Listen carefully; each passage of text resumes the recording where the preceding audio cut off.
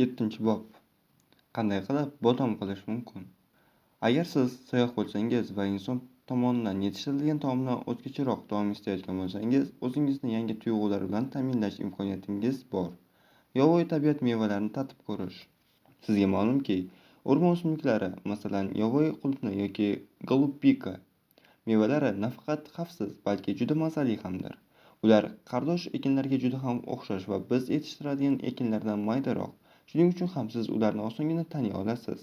Jur'atliroq tabiat sevuvchilari ularni ko'plab turlari halokatli darajada xavfli ekanligini eslaridan chiqarmagan holda stollariga qo'ziqorinlarni ham olib keladi. Lekin hatto yong'oqni sevuvchilar ham yovvoyi bodomni yeyishmaydi. Uning bir necha o'nlab yong'oqlari o'limga olib keladigan darajada yetarli sianid kislotasiga boy. O'rmonda biz uchun xavfli bo'lgan ko'plab o'simliklar mavjud. Holbuki, barcha o'stiriladigan o'simliklar yovvoyi o'simliklarning avlodlari. Qanday qilib u yoki bu yovvoyi tur madaniylashadi? Ayniqsa, yovvoyi ajdodlari zaharli yoki bemaza ta'mga ega, masalan, bodom va ajdodlarga o'xshash biror narsani qolmagan, masalan, jo'xori turlar haqida o'rganish juda ham qiziq. Nega endi birdan xor odamlari miyasiga biror o'simlikni madaniylashtirish g'oyasi kelgan? Ular buni qanday qilib uddalashgan? O'simlikni madaniylashtirish atamasini quyidagicha ta'riflash mumkin. Biror yovvoyi o'simlikni o'stirish va shu bilan birga maqsadli ravishda yoki beixtiyor uni iste'molchi foydasi uchun genetik o'zgarishga majburlash. Bugungi kunda qishloq xo'jaligida o'simliklarni yetishtirish professional olimlar tomonidan olib boriladigan, rejalashtirilgan, yuqori darajada ixtisoslashgan jarayonni aks ettiradi. Yuzlab mavjud bo'lgan o'simliklar haqida bilimlarga ega bo'lgan holda, ular yana bir turga ega bo'lish maqsadini ilgari qo'yishadi va bu maqsadga erishish uchun ko'plab turli donlarni yoki qulupnaylarni ekishadi. Eng zo'r avlodni tanlab olishadi va uning urug'larini ekib chiqishadi.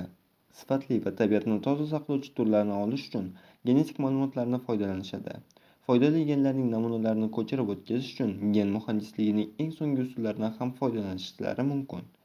Devis shahrida joylashgan Kaliforniya universiteti filialida pomologiya fakulteti to'liqligicha olmalar bilan shug'ullanadi.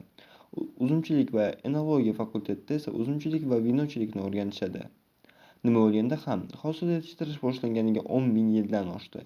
O'tmishdagi o'simlik yetishtiruvchilar ajoyib natijalarga ega bo'la turib, aniq molekulyar genetik analiz haqida hech narsani bilishmagan. Ilk dehqonlar o'z kuchlarini yo'naltirish uchun madaniy biror narsani ko'z oldiga keltira olmagan.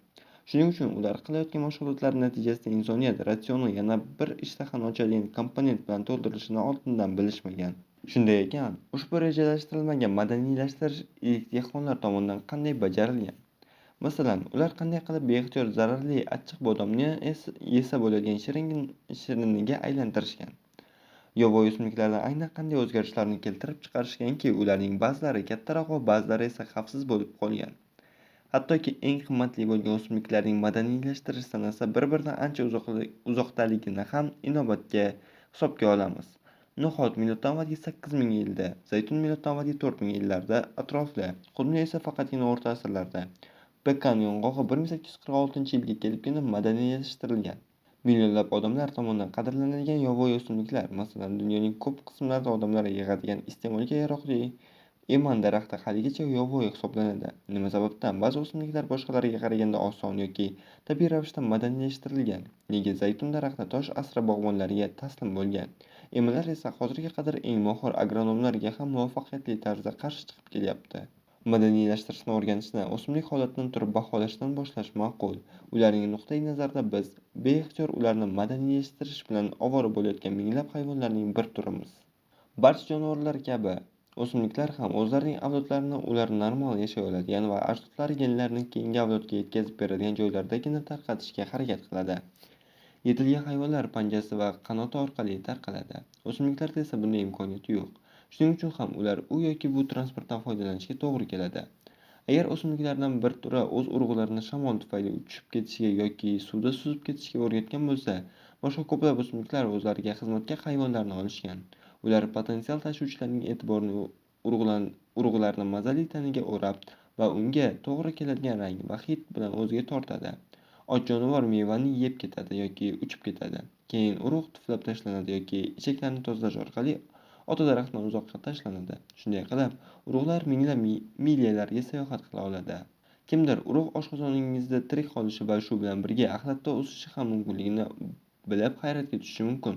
Biroq har qanday qiziquvchan o'quvchi uchun agar jirkanish tuyulmasa, bunday tajribani sinashi va ishonch hosil qilishi hech narsa to'siq bo'la olmaydi. Aslida ko'plab yovvoyi o'simliklar urug'lari natijali o'sishlari uchun shunchaki hayvonning hazm qilish tizimidan o'tishi kifoya. Shunday qilib, Afrika bodringilarining bir turi sirtlonsimonlar oilasiga mansub hayvon yer to'ng'izi tomonidan yeyilishiga shunchalik darajada moslashganki, bu turning ko'plab o'simliklari to'g'ridan-to'g'ri yer to'ng'izlari hojatxonalarida o'sadi. O'simliklar jonivor tashuvchilarni o'zlariga qanday jalb qilishiga ko'z oldimizga aniq keltirishimiz uchun qulupnaydan misol tariqasida foydalanamiz. Uning urug'lari hali yetilmagan va tuproqqa tushishga tayyor bo'lmagan paytda urug'larni yashil, nordon va qattiq qatlam o'rab turadi. Nihoyat yetilgan paytda esa mevalar qizil, shirin va yumshoq bo'ladi. Mevaning rangi o'zgarishi qushlarni, masalan, qora yo'loqni cho'qish uchun o'ziga jalb qiluvchi ishora vazifasini bajaradi. Keyin ular uchib ketadi va vaqt o'tishi bilan urug'larni u yoki bu yo'l bilan organizmdan chiqarib yuboradi. Albatta, qulupnay doimiy ravishda faqatgina mevalar pishib yetilib tarqalishiga tayyor bo'lganda qushlarni jalb qilish maqsad bo'lmagan. Qora yo'loqda ham qulupnayni madaniylashtirish niyati bo'lmagan. Qulupnay hozirgi o'simlik ko'rinishiga tabiiy tanlov yo'li orqali evolyutsiya qilingan. Yosh qulupnay qanchalik yashil va nordon bo'lsa, shuncha kam qushlar uning urug'ini meva yetilmaguncha yeb nobud qiladi. O'zining o'sish cho'qqisida qulupnay qanchalik qizil va shirin bo'lsa, shunchalik uning shakllangan urug'larini tashish uchun qushlar armiyasi soni ortadi. Behisob miqdordagi o'simliklar ariq hayvon turlari ishtahasiga va keyinchalik ularning oshqozonda tarqalishiga moslashgan urug'larga ega. Xuddi qulupnayga qushlar moslashgan kabi, yong'oq olmaxonlarga, mango ko'rshapalaklarga, qoraqiyoqning ba'zi turlari esa chumollarga moslashgan. Bu biz bergan ta'rifning o'simliklarni madaniylashtirish qismiga to'g'ri keladi. Ajdod o'simlikning iste'molchi uchun ko'proq foydali bo'lgan yo'nalishdagi gen turlanishi alohida o'rin egallaydi. Ammo hech kim evolyutsiya jarayoni haqida xuddi madaniylashtirish haqida gapirgandek jiddiy gapirmagan bo'lar edi. Chunki na qushlar, na ko'rshapalaklar va na boshqa bir iste'molchi jonivorlar ta'rifning boshqa qismiga javob bermaydi. Ular o'simliklarni ataylab o'stirmaydi. Yovvoyi o'simliklar madaniylashtirishi genezisning ilk nazoratsiz bosqichida evolyutsiya faqatgina odamlar uchun jozibadorlik tarafga sodir bo'ladi. Qaysilariga uning mevalari yeydi va urug'larini tarqatadi, ammo ularni maqsadli o'stirmaydi. Xuddi yer to'ng'izi kabi odamlarning hojatxonalari ilk o'simlik yetishtirish unsurlari uchun sinov yeri bo'lganligi istisno emas. Hojatxonalar shunchaki biz taom o'rnida tanovul qiladigan yovvoyi o'simlik urug'larini tasodifan ekadigan ko'plab joylardan biri. Yovvoyi o'simliklarni terish jarayonida va uyga olib qaytayotib ham uning qanchadir qismini yo'lda yoki yashaydigan joyimizda tushirib qoldiramiz. O'zida sog'lom urug'ni saqlovchi ba'zi mevalar iste'molga qadar chirib ketadi va axlat qutisiga ravona bo'ladi. Qulupnay urug'ining og'zimizga tushgan qismi yetarlicha kichkina, shuning uchun ham yutilishga muqarrar va keyinchalik axlat bilan chiqariladi. Boshqa urug'lar esa yetarlicha katta va biz ularni yutmasdan tuflab tashlaymiz. Shunday qilib, biz tuflagan va chiqindidan tashlagan joylar hojatxonalari bilan birga ilk tarixiy agronomik laboratoriyaga aylangan. Ushbu tajribali ishtirokchilardan urug'lar o'z yo'llarini tugatganiga qaramasdan, ular o'zlari ustunlik jihatdan aniq bir yesa bo'ladigan o'simlik urug'lari bo'lgan. Qaysilaridir biz u yoki boshqa bir sabablarga ko'ra tanovul qilishni afzal ko'rganmiz. Mevalarni terishdagi shaxsiy tajribamizdan kelib chiqqan holda odatda ma'lum bir nusxasidagisini tanlaymiz. Egizakxonlar urug'larni maqsadli ravishda ekishga qaror qilgan paytlariga kelib, ular allaqachon o'zlari tomonidan tanlangan o'simliklarni ekishgan. Biroq ular genetika prinsiplariga asosan yirik meva urug'lardan katta ehtimol bilan yanada yirikroq meva beruvchi o'simlik o'sishini bilishmagan. Shunday ekan, yozning issiq va dim kunida tirnovchi buttalar shoxlarning yoyib va chivinlarni haydab qulupnaygacha yetib borar ekansiz, sizni shunchaki uning biror bir tupini topish istagiga yo'naltirmaydi, balki ongsiz ravishdadir, ammo siz mevalarning qaysi biri mazaliroq va e'tiboringizga arziydimi yo'qmi shuni mo'ljallaysiz. Qanday ongsiz mezonlar sizni boshqaradi? Birinchi mezon bu albatta o'lcham. Siz o'rmonga katta mevalar uchun borasiz va arzimas mayda narsa uchun quyoshda kuyib chivinlarga yem bo'lishni istamaysiz.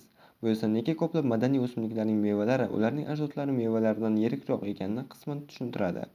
Eng tushunarli misol supermarket rastalaridagi qulupnay va golubika o'rmondagi qardoshlari bilan solishtirganda shunchaki gigantlar. Qolaversa, ular bunday ko'rinishga bor yo'g'i bir necha yuz yillar ilgari kelishgan. O'lchamdagi ilk o'xshash farqlar qishloq xo'jaligi boshlanishiga bilan bog'liq. Aytaylik, Yetishtiriladigan no'xat inson tanlashi orqali yovvoyisidan 10 marta ko'proq vaznga ega bo'lishiga olib kelingan. Ibtidoiy odamlar mevalarni tanlab terishi va yanada e'tiborni tortadigan kattaroq urug'larni ekishi, zamonaviy so'zlar bilan aytganda, uy sharoitida yetishtirish avtomatik tarzda no'xat hajmi har yangi avlodda o'rtacha hajmni ortib borishiga sabab bo'lishidan oldin minglab yillar davomida bitta yovvoyi no'xatlarni terib yurishgan. Xuddi shunday do'kondagi olmalar diametri odatda 3 dyuymlar atrofida bo'ladi. Yovvoyilari esa bor yo'g'i 1 dyuym. Eng qadimgi jo'xori boshoqlari yarim dyuymdan sal uzunroq bo'lgan, ammo meksikalik dehqonlar miloddan avvalgi 1500-yilga keliboq 6 dyuymli jo'xoriga ega bo'lishgan. Hozirgi jo'xorilarning ba'zi navlari esa hattoki 1,5 futgacha yetadi. Biz o'stiradigan urug'larning ko'plab ajdodlaridan farq qilishining yana bir aniq va ravshan parametri bu achchiq ta'mning yo'qligidir. Evolyutsiya ulardan ochiq hayvonlardan saqlanish uchun ko'plab yovvoyi urug'larni achchiq, g'alati, ta'mli va hattoki zaharli qilgan. Ya'ni tabiiy tanlov urug'lar va mevalarga qarshi ta'sir qiladi. Shirin mevali o'simliklar urug'lari tarqalishini hayvonlarga ishonchni mumkin, ammo meva ichidagi urug'ning o'zi g'alati ta'mga ega bo'lishi kerak. Aks holda hayvonlar uni kemirib tashlaydi va u o'solmay qoladi. Madaniylashtirish natijasida achchiqlikdan mahrum bo'lgan o'simliklarga ajoyib misol bu bodom. Yovvoyi bodomning ko'plab donlari angdadin nomli nihoyatda achchiq moddaga ega, ya'ni parchalanayotganda zaharli tianid kislotasini chiqaradi. 1-2 hovuch yeyilgan yovvoyi bodom ogohlantiruvchi achchiq ta'mga e'tibor bermaydigan darajadagi ahmoq odamni o'limga olib kelishi mumkin. Modomiki beixtiyor madaniylashtirish o'simlik urug'larini oziq-ovqat maqsadida terishni anglatar ekan, yovvoyi bodomning madaniylashtirishi qay tarzda boshlanganini tushunarsiz. Bunga izoh bodom daraxtining tasodifiy turlaridagi achchiq amigdalin sinteziga javob beruvchi yagona genning mutant holda mavjud bo'lishidagina yashiringan bo'lishi mumkin. Yovvoyi tabiiy sharoitlarda bunday daraxtlar avlod qoldirmasdan nobud bo'ladi. Sababi qushlar ularni aniqlab olishadi va yetilgan barcha donlarni cho'qib ketishadi. Ammo ilk dehqonlarning qiziquvchan yoki shunchaki och qolgan bolalari og'izlarida to'g'ri kelgan yovvoyi o'simliklarni urug'larini tashib kelganda, allaqanday bir paytda mutatsiyaga uchragan bodomni tatib ko'rishdan va uning mazasiga baho berishadi. Bu eng achchiq bo'lmagan bodomning urug'lari qadimgi dehqonlar yagona madaniylashtirilgan bo'lgan. Avvallari maqsadsiz axlatxonalarda, keyinchalik esa maqsadli o'zlarining bog'larida o'stirishgan. Qazishma ishlari natijalariga qaraganda yovvoyi bodom Gretsiyada miloddan avvalgi 8000 yilda odamlar manzilgohlarida paydo bo'lgan. Miloddan avvalgi 3000 yilga kelib esa bodom daraxtlari O'rta Yer dengizi sharqiy sohillarida madaniylashtirilgan. Taxminan miloddan avvalgi 1325-yilda Misr hukmdori Tutanxamon vafotidan so'ng uning taniqli maqbarasida marhum keyingi hayotda ochlikni qondirish uchun qo'yilgan noz-ne'matlar orasida bodom ham mavjud bo'lgan. Lim loviyasi, tarvuzlar, kartoshka, baqlajon, karam – bular shunchaki bizga tanish bo'lgan ajdodlari achchiq va zaharli va o'sha paytlar ularning tasodifiy mazali namunalari qadimgi yangi ta'm izlovchilar hojatxonalari atrofida o'sib chiqqan bo'lishi mumkin bo'lgan ko'plab madaniylashtirilgan o'simliklarning ba'zilari xolos. Hajm va mazza. Ovchi terimchilar yovvoyi o'simliklarni tanlashda qo'llanma bo'lgan ikkita eng aniq mezonlardir. Lekin boshqa mezonlar ham borki, deylik mevaning sersuvligi, unda urug'larning bo'lmasligi, moyilligi va uzun tolalari va yo'qligidadir. Yovvoyi qovoqtoshlar urug'lari meva bilan deyarli o'ralmagan, ammo ilk dehqonlar qiziqishlari faqatgina meva tanasi massasi urug'lardan ko'proq bo'lganliklardagina tanlangan. Misollar esa tanlovdan allaqachon o'tgan va ishlov berilishi natijasida faqatgina urug'siz tanasi qolgan banan, danaksiz apelsin, uzum va tarvuz ola olgan hozirgi olim agronomlarni ilhomlantirgan. Urug'siz o'simliklar esa inson evolyutsiyasining yovvoyi o'simliklardagi boshlang'ich g'oyasini, aynan urug'lar tarqalishi uchun bo'lgan konteynerlikni tubdan o'zgartirgani, uning tanlash qobiliyatini yaqqol ko'rsatadi. Qadimda ko'plab o'simliklar shular singari mevasida yoki urug'ida yog' miqdori ko'pligi sababli tanlovga duchor bo'lishgan. O'rta Yer dengizida madaniylashtirilgan ilk mevali daraxtlardan biri Yevropa zaytuni bo'lgan. Odamlar ushbu daraxtni yog' olish uchun yetishtirishni miloddan avvalgi 4000-yillarda boshlagan. Endilikda esa madaniylashtirilgan zaytunlar nafaqat mevasi, balki tarkibidagi yog'i uchun ham yovvoyilardan ustunlik qiladi. Qadimgi seleksiyachilar tarkibida yog' bo'lgan urug'li o'simliklarni madaniylashtirishga kunjut, xantal, ko'knori, zig'ir, zamonamizning olimlari ham shu maqsadni ko'zlagan holda kungaboqar, safsar va g'o'za zotlarini yaxshilashgan. Albatta, g'o'za hali ham zamonaviy yog'li navlarni yetishtirilishidan oldin odamlar tomonidan mato tayyorlash uchun tola beradigan o'simlik sifatida yetishtirilgan. G'o'za tolalari bu uning urug'larida tolalari, yangi va eski dunyo qadimgi dehqonlari bir-biridan mustaqil ravishda uzunroq tolaga ega bo'lgan g'o'zalarni tanlab olishgan. Aksincha, qadimgi to'quvchilarga xomashyo beradigan zig'ir, kanob va yana boshqa ikki o'simliklar tolasi ularning poyasidan olingan. Bu holda esa seleksiya madaniylashtirilgan turlardan uzun va tekis poyalar olishga qaratilgan. Bizning tasavvurimizda odatiy madaniylashtirilgan qishloq xo'jaligi bu oziq-ovqat uchun madaniylashtirilganligi bo'lsa-da, eng qadimgi madaniylashtirilgan o'simliklardan biri zig'ir hisoblanadi. Zig'ir matosi Yevropada sanoat inqilobi yuz berishi va uning o'rnini paxta va sintetika egallashidan avval eng asosiy tekstil mahsuloti hisoblangan. Shu vaqtgacha yovvoyi o'simliklarni madaniylashtirish orqali sodir bo'lgan men ta'riflagan evolyutsion o'zgarishlar bo'lajak dehqonlar uchun yaqqol bo'lgan belgilarga, mevaning hajmi, achchiqligini, sersuvligi, yog'liligi va tolalarining uzunligiga tegishli edi. Bunday sifatlarga ega bo'lgan alohida yovvoyi turlardan hosilni yig'a turib, ibtidoiy odamlar o'zlari bilmagan holda o'simliklarni avlodlarini ko'paytirishga va ularning kelajakdagi madaniylashishiga ko'maklashgan. Ammo o'simliklar eng kamida 4 ta mezon bo'yicha o'zgargan. Ularning har biri terimchidan yashirin holda bo'lgan, chunki bevosita uning tanlovida qatnashmagan. Bu 4 ta antropogen o'zgarishlar boshqa yo'l bilan qo'zg'atilgan terimchilar ular uchun maqbul bo'lgan mevalardan foydalanishgan va qandaydir tushunarsiz sabablarga ko'ra maqbul bo'lmaganliklarini payqashmagan yoki turlarni o'zgartiruvchi tabiiy sharoit yaratishning uddasidan chiqishgan.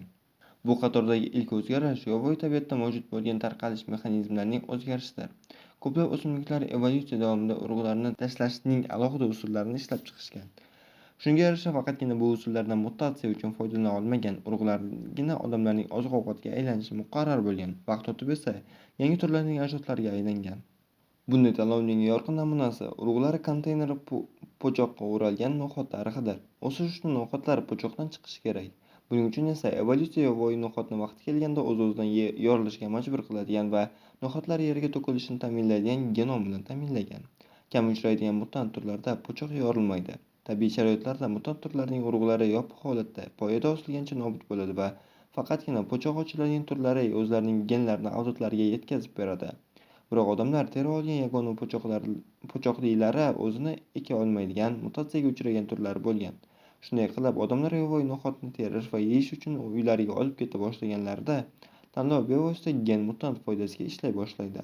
Boshqa ochilmaydigan mutant o'simliklar, asosan yasmi, ko'knori va zig'ir taqdirini o'zgartirishda inson tanlovi xuddi shunday xayrli ishni bajargan. Yovvoyi bug'doy va urpo urug'lari o'zi ochiladigan kapsulaga o'ralmagan, ular o'z-o'zidan to'kilib, urug'larni o'sa oladigan yerga ekadigan boshoqning cho'qqisiga joylashtiradi. Bir dona gendagi mutatsiya sabab boshoq to'kila oladigan xususiyatini yo'qotishi mumkin. Tabiiy sharoitda bunday mutatsiya halokatli yakun topgan bo'lar edi, chunki boshoqda qolgan genlar hech qachon o'sa olmasdi va ildiz otmasdi. Ammo aynan shunday mutant donlar inson uchun ko'proq qulaylik yaratishgan. Faqatgina ular qachonki odam kelib ularni chopishi yoki boshoqni uzib olib uylariga olib ketishlarini kutgan. Keyin esa odam bu mutant donlarni ekkanda ularning butun o'zlariga o'xshash mutatsiyaga uchragan avlodlari yana terish va ekish uchun tayyor bo'lgan. Tuproqqa o'zlari tushgan normal avlod donlari esa erishib bo'lmas bo'lib qolavergan. Shu yo'ldan yurib bo'lajak dehqonlar tabiiy tanlovning vektorini 180 gradusga o'zgartirib yuborishgan. Avvallari g'olib bo'lib kelgan gen birdan qirilib ketishga majbur bo'lib qolgan. Qirilib ketgan mutant gen esa avlod ko'payishi garoviga aylangan. 10 ming yildan ziyod vaqt ilgari to'kilmaydigan boshoqqa ega bo'lgan bug'doy va arpa odamning beixtiyor seleksiyasi tufayli jiddiy yaxshilanishga erishgan ilk o'simlikka aylangan. Aynan u hosildorlik davrida qishloq xo'jaligi boshlanishining muhim bosqichiga aylangan. O'zgarishlarning ikkinchi tipi esa tabiat ilmlarini teruvchilar e'tiborining o'zida yanada kamroq tortgan. Oldin aytib bo'lmaydigan iqlim mintaqasida o'suvchi bir yillik o'simlik uchun tez va bir vaqtning o'zida barcha urug'larni o'stirishga harakat qilish o'limga hukm etilishi singari bo'lishi mumkin edi. Agar shunday hodisa ro'y berganda, barcha unib chiqqan kurtaklar birgina qurg'oqchilik yoki sovuqning o'zida nobud bo'lar va turning ko'payishi uchun boshqa yo'l qolmas edi. Shuning uchun ham adaptatsiya paytida ko'plab bir hujayralilar ehtiyot choralari, shu jumladan o'sishdan tiyilish mexanizmini ham o'rganishgan. Ularning urug'lari tuproqqa tusha turib, qandaydir vaqt oralig'ida dam olish holatida qoladi va o'zlarining o'sish davrini bir necha yilga qadar cho'zadi. Bunday moslashish marhamati bilan ko'plab urug'lar ob-havoning ekstremal o'zgarishlari natijasida qirilib ketgan taqdirda ham doimo keyinroqqa o'sishga imkoniyati bo'lgan bir nechta uyqudagi urug'lar qoladi. Yovvoyi o'simliklar orasida keng tarqalgan himoyalanish usuli o'zining urug'ini qalin tana yoki qobiqqa o'rashdir.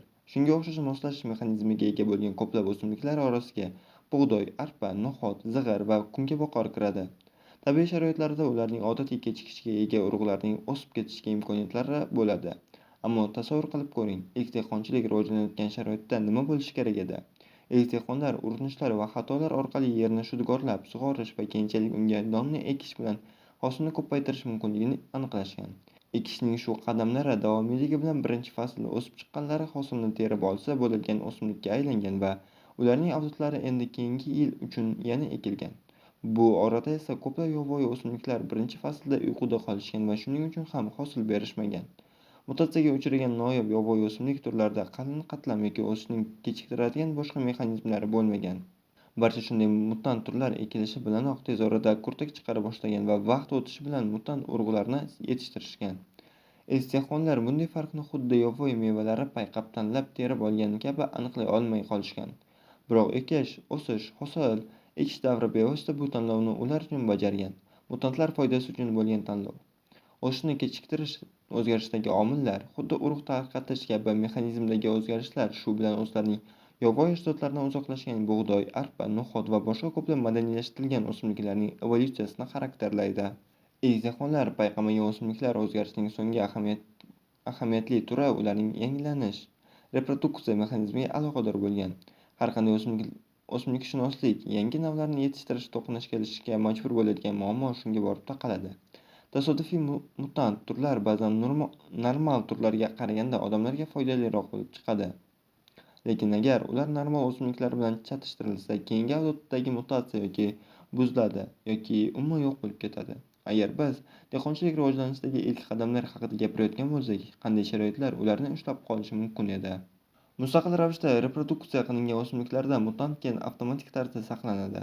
Bu vegetativ yo'l bilan ko'payadigan o'simliklarni ildiz yoki mo'ylov bilan, shuningdek o'z-o'zini changitish xususiyatiga ega bo'lgan ikki jinsli gulga ega bo'lgan o'simliklarga tegishli. Ammo ustunlik qiladigan ko'plab o'simliklar boshqacha yo'llar bilan ko'payadi. Ular yoki boshqa ikki turli jinslar bilan qo'shiladigan. Mening erkak qismim sening ayol qismingni changlaydi, sening erkak qisming mening ayol qismimni changlaydi. O'z-o'zini changita olmaydigan germafroditlar bo'ladi yoki normal sutda emizuvchilar kabi erkak va ayolga o'xshash ikki turli jinsda mavjud bo'ladi. Birinchilari o'zaro mos kelmaydigan ikki jinsli turlar, ikkinchilari esa uyalilar deb nomlanadi. Bu tur ham boshqasi ham reproduksiyaning bunday tuzilmasi sababli har qanday ixtiyoriy mutatsiyadan tezda ayrilib qolgan. Qolaversa, nega bu holat sodir bo'layotganini tushunmagan ibtidoiy dehqonlarga hech qanday yaxshilik olib kelmagan. Muammoning yechimi o'simliklar o'zlarining reproduktiv sistemasiga ta'sir ko'rsatadigan ko'plab mutatsiyalar bilan bog'liq yana bir noaniq o'zgarishni talab qilgan. Shunday qilib, ba'zi mutant turlar vaqt o'tishi bilan changlatishsiz ko'payishni o'rganishdi. Natijada esa hozirda biz siz bilan urug'siz banan, uzum, apelsin va ananasga egamiz. Ba'zi germafrodit mutantlar esa o'zlarining o'zaro mos kelmasliklarini yo'qotishgan va o'z-o'zini changlatishni o'rganishgan. Bu jarayon ko'plab mevali daraxtlarda, masalan, shaftoli, o'rik, olxo'ri, olma va olcha daraxtlarida sodir bo'lgan. Normal ko'rinishda alohida holda ayol va erkak o'simliklarga ega bo'lgan uzumning ba'zi mutatsiyaga uchragan tokalari ham shundan o'zini o'zi changlatadigan germafroditlarga aylangan. O'simliklarning reproduktiv biologiyasi haqida hech narsani tushunmaydigan qadimgi dehqonlarga ko'p umid bag'ishlagan mutant turlar bir martalik, keyingi ekilishga yaroqsiz avlodlarga ega bo'lgan urug' bergan vaziyatdagi mushkullikni u yoki bu yo'l bilan yengib o'tishgan. Ular baribir navning tozaligini saqlab qolgan va shuning uchun ham qayta-qayta ekilgan foydali turlarni yetishtira olgan.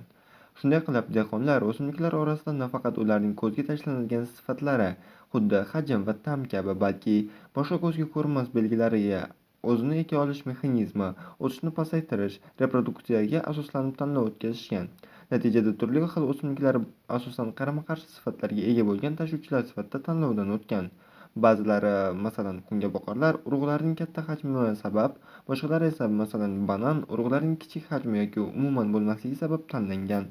Salat bargi urug'lar yoki mevaga zararli hurpaygan barglar sababli, bug'doy va kungaboqar barglarga zararli urug'lar uchun, qovoqlar urug'larga zararli katta hajm va tananing go'shtliligi sababli tanlangan.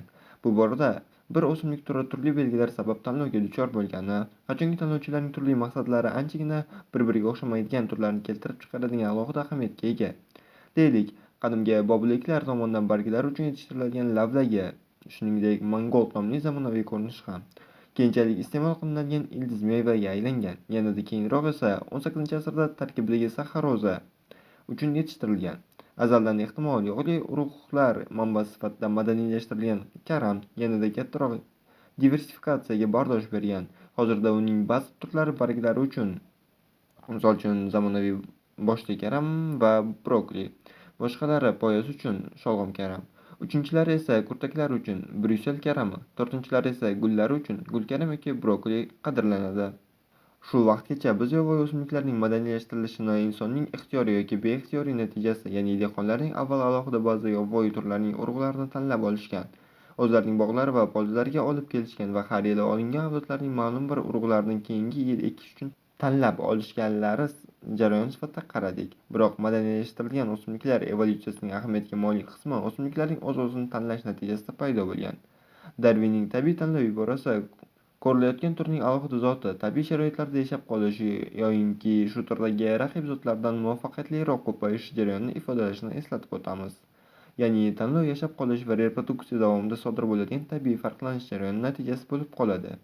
Sharoitning o'zgarishi odatda muvaffaqiyatli yashab qolish va ko'payish mezonlari o'zgarishiga olib keladi va tabiiy tanlanganlar boshqa tur zotlarga aylanar ekan, barcha populyatsiyalar evolyutsion yangilanishga duchor bo'ladi. Klassik misol Britaniya kapalliklaridagi industrial mexanizm. 19-asrda ular yashaydigan atrof muhit ifloslanganligi sari ularning to'qroq turlari oqlarga qaraganda ko'proq uchray boshladi. Chunki to'q rangga kirgan ifloslangan daraxt qatlamida o'tirib, to'q rangli kapalliklarning fonidan keskin farq qiladigan oq kapalliklarga nisbatan yirtqichlar e'tiboridan qochish imkoniyati ko'proq bo'lgan. Xuddi sanoat inqilobi kapalliklar yashash muhitini o'zgartirgani kabi, dehqonchilik o'simliklari yashash muhitini o'zgartirgan. Shudgorlanadigan, o'g'itlanadigan va sug'oriladigan bog' yoki poliz quruq o'g'itlanmaydigan tepalik yonbag'ridan ko'ra o'sish uchun umuman boshqacha sharoit yaratadi. Madaniylashtirish jarayonida o'simliklar bardosh bergan ko'plab o'zgarishlar, shunga o'xshash tabiiy sharoitlar, demak, zotlarning yaxshi turlari bilan almashishini ta'minlagan. Aytaylik, agar dehqon o'zining bog'ini zich qilib eksa, unda urug'lar orasida jadal raqiblik boshlanadi. O'sish uchun yaxshi sharoitlardan foydalana oladigan katta urug'lar avvallari quruq tepalik yonbag'irlarda ekinlar zichligi kam bo'lgan, demak raqobat ham kam bo'lgan yerlarda ustunlikka ega bo'lgan mayda urug'larga nisbatan ustunlik qila oladi. Turlar orasidagi bunday raqobat o'z-o'zidan urug'larning o'rta hajmidan sezilarli darajada kattayishiga, qolaversa yovvoyi o'simliklarning qishloq xo'jaliklarida madaniylashtirish natijasida ko'plab boshqa o'zgarishlar sodir bo'lishiga sabab bo'lgan. O'simliklar orasida g'oyat katta farq ularning madaniylashtirishga qobilligi nuqtai nazaridan qanday tushuntiriladi? Nega ba'zi yovvoyi turlar qadim zamonlarda madaniylashtirilgan, boshqalari esa o'rta asrlarga kelib, yana boshqalari esa hanuzgacha ularni madaniylashtirish ustida olib borayotgan barcha ishlarimizni chippakka chiqaradi? Ko'plab muhim javoblarni madaniylashtirilgan o'simliklar ketma-ketligi yaxshi o'rganilgan Janubi-g'arbiy Osiyo hosildorlik yarim oyi mintaqasidan topish mumkin. Olingan ma'lumotlarga qaraganda, hosillar yarim oyidagi eng birinchi madaniy o'simliklar 10 ming yil avval madaniylashtirilgan o'simliklar asosan bug'doy, arpa va no'xat ko'plab yutuqli jihatlarga ega bo'lgan ajdodlardan paydo bo'lgan. Ular allaqachon yeyilishi va tabiiy sharoitda mo'l hosil beradigan, o'stirish juda oson bo'lgan, shunchaki ularni sochish yoki ekib chiqish kerak bo'lgan xolos. Ular tez o'sishgan. Hosilni ekiladigan bir necha oy o'tish bilanoq terib olish mumkin bo'lgan. Bu esa hali to'la o'troq qishloq odamga aylanmagan, ko'chmanchi ovchilar shug'ullangan dehqonchilikning paydo bo'lishida katta ahamiyatga ega bo'lgan. Qulupnay va salat bargi kabi keyinroq madaniylashtirilgan o'simliklardan farqli o'laroq, ular yaxshi saqlangan ham. Bu o'simliklar ustunlik jihatdan o'z-o'zini changita olish xususiyatiga ega bo'lgan. Demak, turning xilma-xilligi ularning o'zida ko'paygan va zot davomiyligi uchun boshqa, insonlar uchun kamroq foydali bo'lgan turlar bilan chatishtirilishga majbur bo'lmagan va o'zlarining genlarini o'zgarishsiz holda avlodlariga yetkazib bergan. Nihoyat ularning yovvoyi ajdodlari turga aylanish uchun o'zlarining genlarini ozgina o'zgartirishlariga to'g'ri kelgan. Agar, masalan, bug'doy haqida gapiradigan bo'lsak, u faqatgina ikkita mutatsiyaga duchor bo'lgan. Boshoqdan o'z-o'zidan sochilish mexanizmidan ayrilish va ilk fasldan bir marta o'sishni o'rganish. Turlar evolyutsiyasining keyingi bosqichi miloddan avvalgi 4000-yilda ro'y bergan ilk mevali va yong'oqli daraxtlarni madaniylashtirishni o'z ichiga olgan. Gap zaytun, anjir, xurmo, anor va uzum haqida boryapti.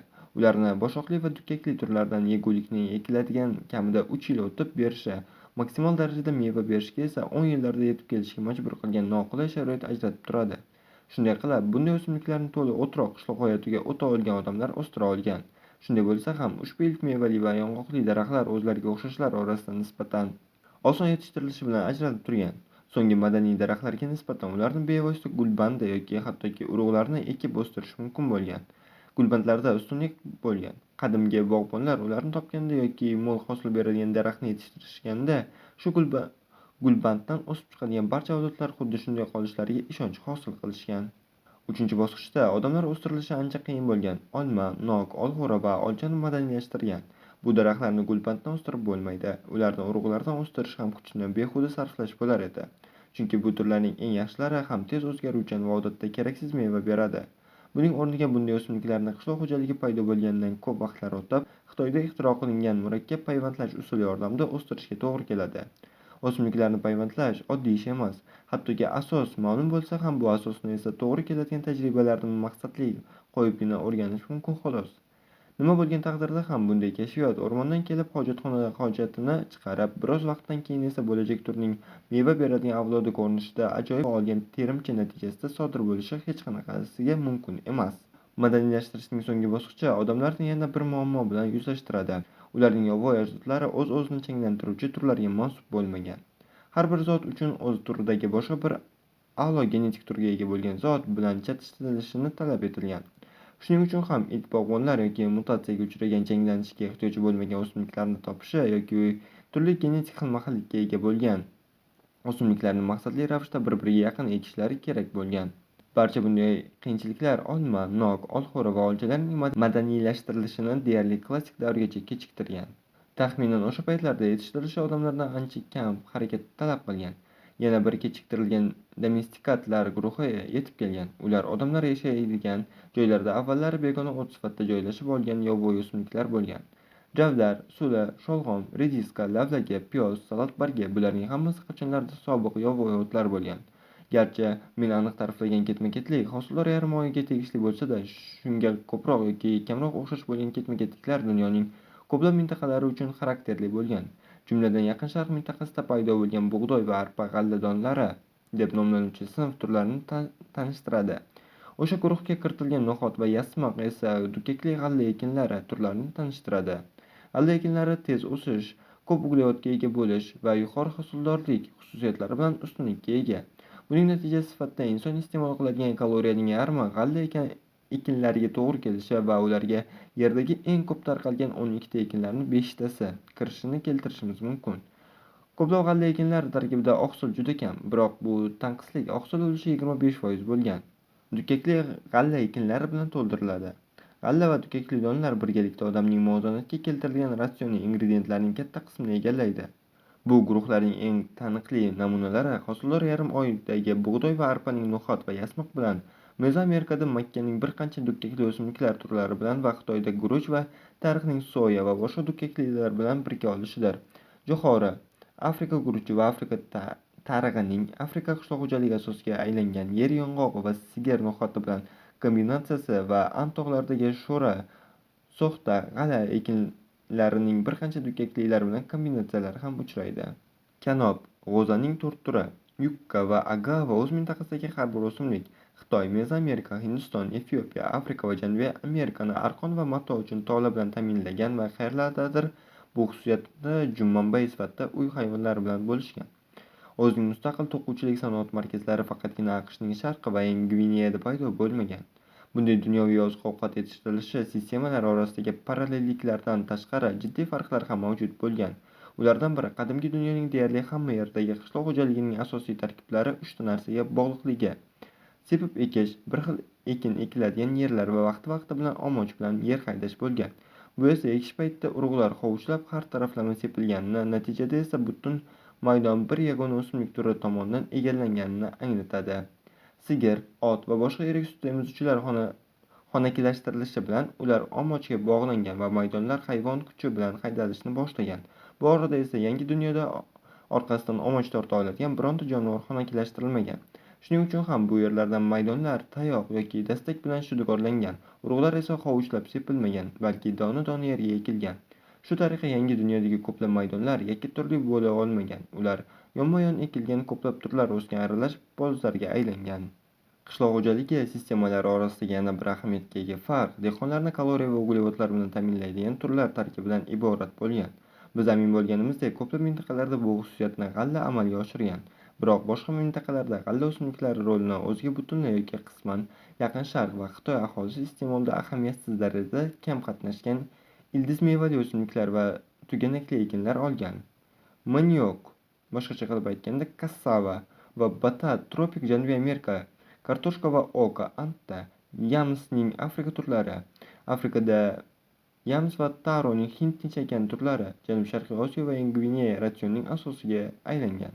So'nggi ikkita mintaqada yana ikkita daraxt o'simliklari, birinchi navbatda banan va non daraxti doimiy uglevod tashuvchilaridan aylandi. Shunday qilib, Rim imperiyasi vaqtiga kelib, zamonining deyarli barcha ilg'or o'simliklari yer sharining u yoki bu qismida allaqachon yetishtirilayotgan edi. Biz keyinroq so'z yuritadigan 9-bobda uy hayvonlari holati kabi ibtidoiy ovchi terimchilar o'zlari yashaydigan joylardagi yovvoyi o'simliklarni yaxshi ajrata olishgan va dehqonlar bo'lib, ulardan qay birlari madaniylashtirilishi arziganini aniqlashgandir. Albatta, qulupnay va malina yetishtirilishi ilk bora o'rta asr rohiblari tomonidan boshlangan.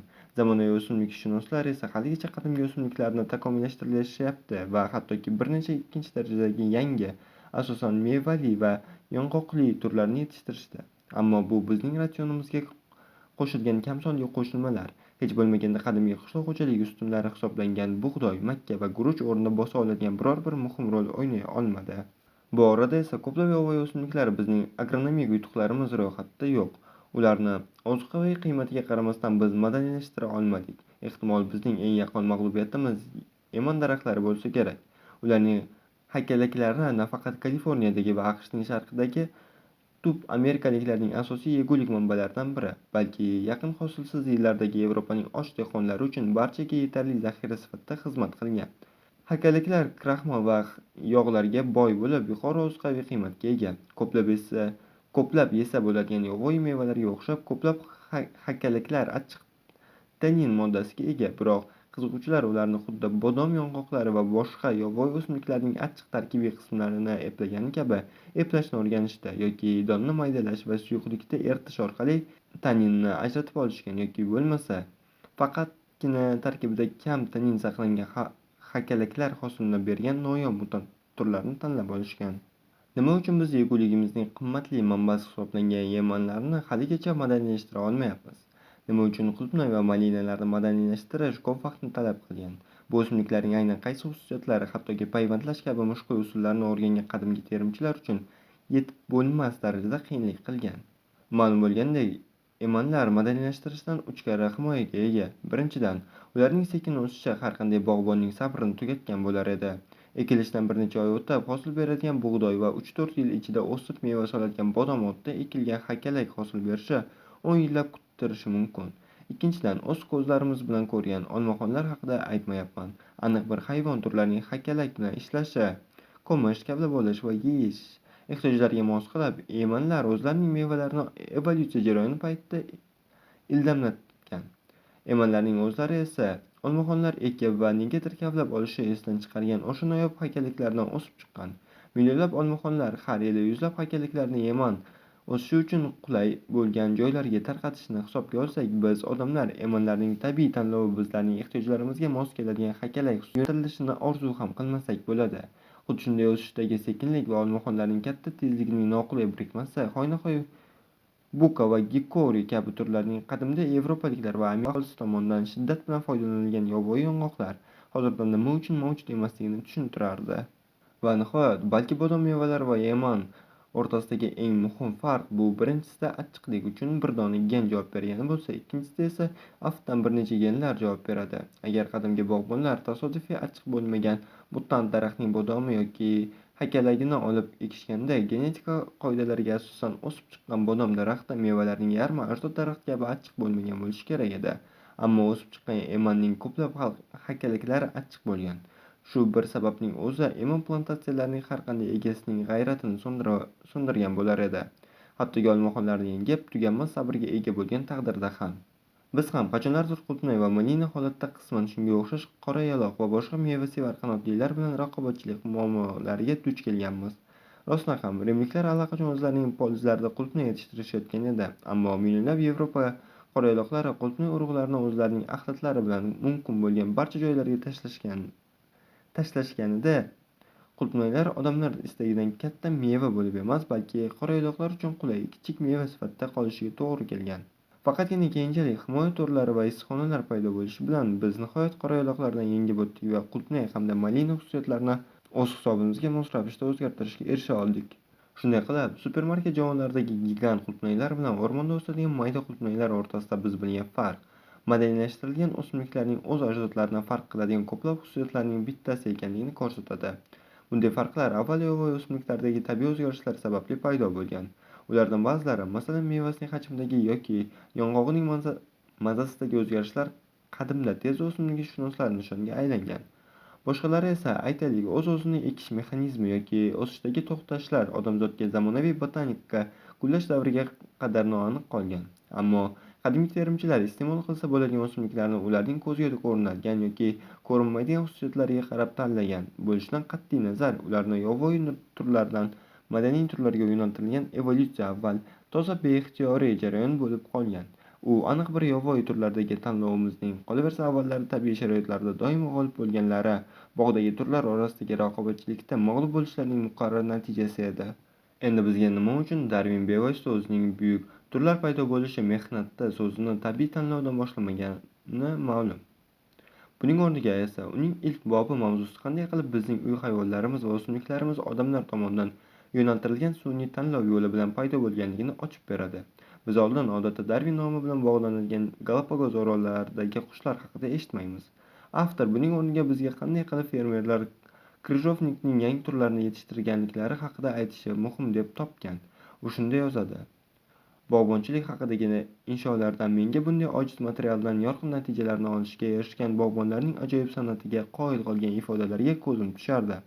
Ammo bu san'at juda oddiy edi va oxirida olingan natijaga nisbatan deyarli beixtiyoriy tarzda qo'llanilgan edi. U doimo biz bilgan o'simlik turlari orasidan eng yaxshilarini ajratib olish, urug'larni ekish va bir qancha yaxshiroq turlar paydo bo'lgan holatlarda ularni tanlab olish va hokazolarni o'z ichiga olgan. Madaniy o'simliklarni sun'iy tanlov natijasida yetishtirish hanuzgacha bizga tabiiy tanlov sharoitlarida turlar paydo bo'lishining eng tushunarli modeli sifatida xizmat qiladi.